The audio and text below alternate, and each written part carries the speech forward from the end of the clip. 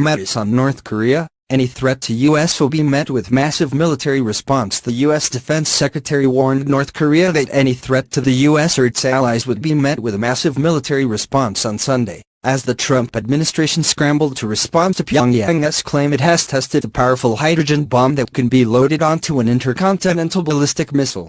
"We are not looking to the total annihilation of a country, namely North Korea," said James Mattis, speaking outside the White House, "but we have many options to do so." He added, "We made clear that we have the ability to defend ourselves and our allies, South Korea and Japan, from any attack.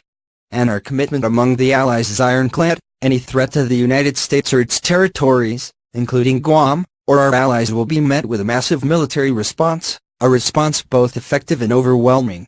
And he told Kim Jong-un to take heed of the United Nations Security Council's unified voice and denuclearize the Korean Peninsula.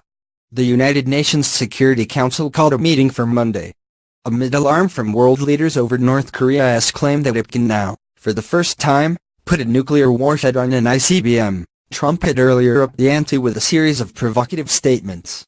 Asked outside church in Washington whether he planned to attack the isolated, hostile dictatorship, the U.S. president replied, "We'll see." He and the First Lady were whisked back to the White House from St. John's Episcopal Church in an SUV. Shortly afterwards, Trump tweeted, "I will be meeting General John Kelly, Chief of Staff, General Mattis and other military leaders at the White House to discuss North Korea. Thank you." Earlier in the day, after news emerged overnight that North Korea was believed to have detonated a large hydrogen bomb in a test in the north of the country, deepening the biggest foreign policy challenge faced by his administration, Trump posted a series of tweets. "North Korea has conducted a major nuclear test," the president wrote. "Their words and actions continue to be very hostile and dangerous to the United States."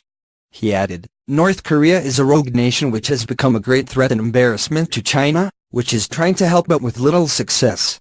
And he also accused South Korea of favoring a policy of appeasement, telling Seoul that will not work because the North Koreans only understand one thing.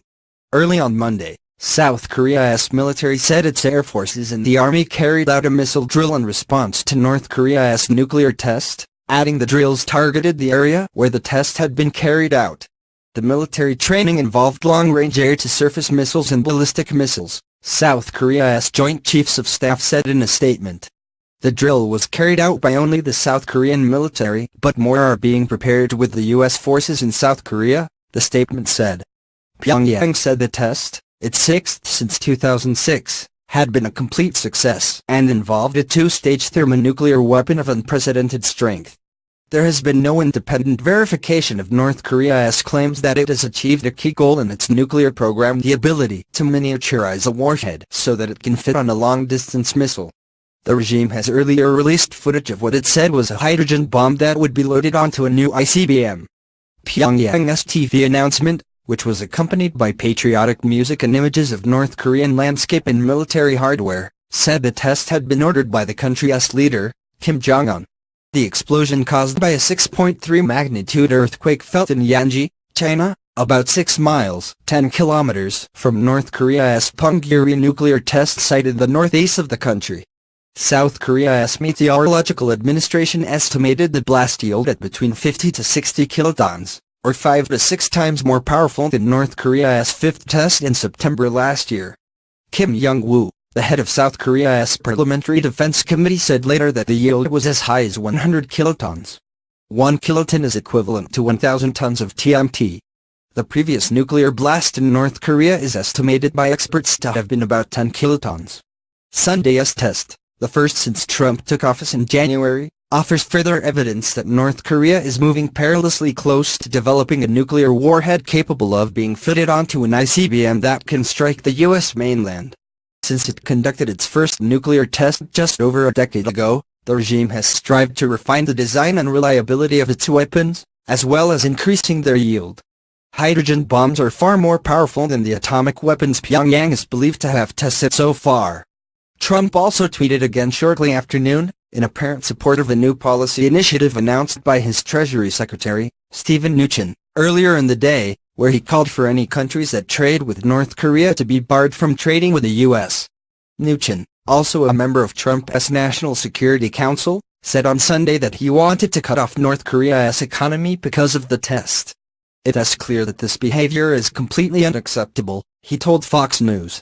"We have already started with sanctions, but I am going to draft a sanctions package that I am going to send to the president for his strong consideration, that anybody that wants to do trade or business with North Korea would be prevented from doing trade or business with us.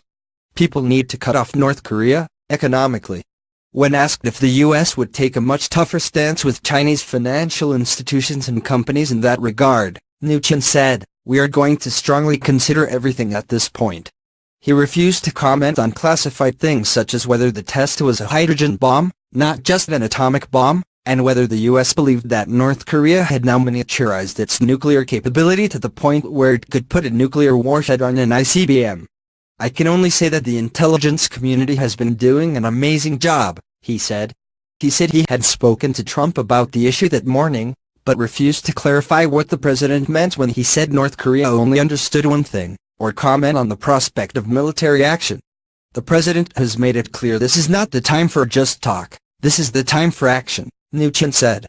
"Our objective will continue to be to denuclearize the peninsula. He will consider everything, but we are not going to broadcast our actions. My focus right now is on additional economic sanctions. China has a lot of trade with them. There is a lot we can do to cut them off economically." China's foreign ministry earlier said in a statement, "The Democratic People's Republic of Korea has once again conducted a nuclear test in spite of widespread opposition from the international community. The Chinese government resolutely opposes and strongly condemns it." Before taking office, Trump declared North Korea would not be allowed to develop an ICBM capable of reaching the U.S. mainland under his presidency. After Pyongyang carried out 2 successful ICBM tests in July, Trump warned it would face fire and fury like the world has never seen if it made any further threats. North Korea has since threatened to fire a salvo of missiles into the seas around the U.S. Pacific territory of Guam, and fired a ballistic missile over Japanese territory for the first time, ending U.S. hopes that Trump's threats had cowed Pyongyang into a pause in missile tests and a possible opening for talks. Complicating matters, Trump seems to be considering asking aides to prepare for U.S. withdrawal from a free trade agreement with South Korea, it was reported on Saturday. Mnuchin stressed that no decision has been made. Jeff Flake, a member of the Senate Foreign Relations Committee, said, "I do not think that would be good in any circumstances. It is particularly troubling right now." Asked about Trump's tweeted response to the nuclear test, Flake told CNN, "I have good confidence in our national security team and those who are advising the president. He does not have experience in this kind of situation. I am confident that the people around the president are giving him good advice and he will take it. I sure hope he does." The Republican senator added, "I've had my concerns about statements from the president about NATO and foreign policy. We want someone who is measured and sober and consistent. Allies want to have that and our enemies need to have that." Flake said that Trump's notorious threat last month to meet North Korean aggression with fire and fury had not been not advisable. "We have not slowed the advance of their nuclear program, but harsh rhetoric does not either," he said. "Just about nothing we have done so far has slowed it down. It becomes a cliché to say there are no good options here, but there really are not. For those who believe we can simply strike and knock out their capability, they do not understand the situation there. But all options need to be on the table.